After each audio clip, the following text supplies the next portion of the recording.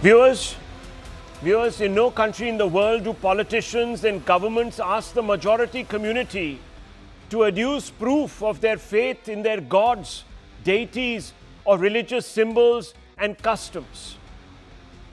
Are Christians asked by governments in the United Kingdom or America to produce proof to show that Lord Jesus Christ was born in Bethlehem? Are Muslims in Gulf countries asked to give proof of the religious origins of the revered and holy Kaaba? No. Because belief is by itself, viewers, sacred. But in India, Hindus are asked constantly to prove their Hinduness, the sanctity of their beliefs. In Ayodhya, Hindus spent 500 years establishing that the structure on which the Babri Masjid stood was a temple. They were asked to show documents to prove that they have continuously held the Ram Janam Bhoomi as a sacred land. They were asked to prove the religious essence of the demolished temples at Kashi and Mathura. Bring papers, deeds of ownership. They were told that they were deluded and ignorant to think that the Ram Setu was symbol of devotion to Lord Ram because he didn't exist. In fact, an affidavit was submitted in the Supreme Court to say exactly this by government viewers. So-called legendary historians have even argued that Hinduism, the faith itself, is a figment of the imagination. It doesn't exist. Just as today, the India Bloc's DMK-led government in the Supreme Court argued that Hindus needed to prove that a centuries-old ritual they were conducting at the foothills of a sacred hill by lighting a lamp every year at a pillar or Deepathoon was actually of religious consequence or not. So viewers, for years altogether, and you can look on the right, the fervor of the devotees who are being taken away by the police, blocked, even though they were following the court order that allowed them to light their lamp at the Deepathoon, viewers. All these devotees have known that their great ancestors had done precisely what they are endeavoring to do, which is to celebrate their ritual. To prove, viewers, the DMK government is asking the Hindus, prove whether the sacred pillar was a genuine article of faith and not an ordinary milestone. All this is being asked of Hindus in their own land of birth.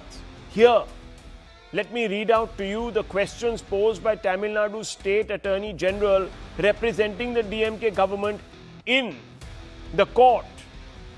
The questions even caught the judge, viewers, off guard. They said the Deepathoon was lit atop Uchi Pallayar temple this year, as was for 100 years. One individual insisted upon lighting the Deepam in a different place at the Deepathoon. Not public interest litigation, by private interest writ petition. Dispute gives rise to question as to whether the Deepathoon exists at all. Petitioner must first establish whether the stone structure is a Deepathoon or not. The petitioner must explain the need to light a Deepam as customary practice. Now viewers, you are being asked as a Hindu, explain why it is necessary in your faith to light a Deepam. Tomorrow they'll say, why is it necessary in your faith to wear a religious band or sport a tilak or conduct some ritual? The DMK government says the court can't take a contrary view than a temple, priest and a management. Because all of this has in fact confounded the judge. Judge G R Swaminathan has said, what's wrong in changing the place of lighting for better visibility? If the Hindus, it's all temple land, whether they do it in the temple itself or a few meters away from the temple at a structure that they think is revered. What's the big deal? Now viewers, the questions that have been posed by the DMK seem even more incredulous when one considers that the Tamil Nadu Archaeology Department itself has noted that the Hindu and sacred roots of the Deepathoon have existed. And look at the book published by the Tamil Nadu Archaeology Department. What does it say? It's a book by L.J. Bose. And it mentions that the Deepathoon, a pillar bearing Deepam, is mentioned in this book. The Deepathoon placed en route to the hilltop, built during the era of the Nayakas. The sculpture depicting Hanuman, arms raised, face turned towards the left.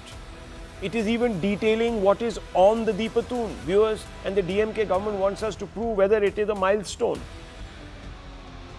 set in there by the British. This book also says that lamps can be lit on the Thoon, which is the pillar. Customary for bhaks to light lamps on Thoon during Kartigai. All of this fits in, viewers, with the long established pattern of discrimination against Hindus by a section of the polity that thought nothing of.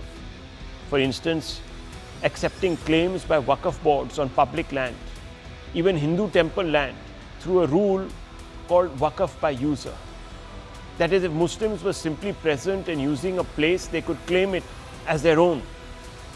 The selectiveness is a slap on the face of constitutionalism and the religious freedoms guaranteed to Hindus.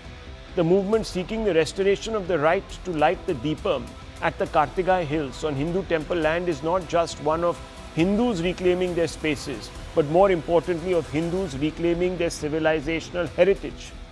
No Hindu concerned with the future of this faith and heritage should remain in the dark about the significance of this moment, viewers. This moment of reclamation, of affirmation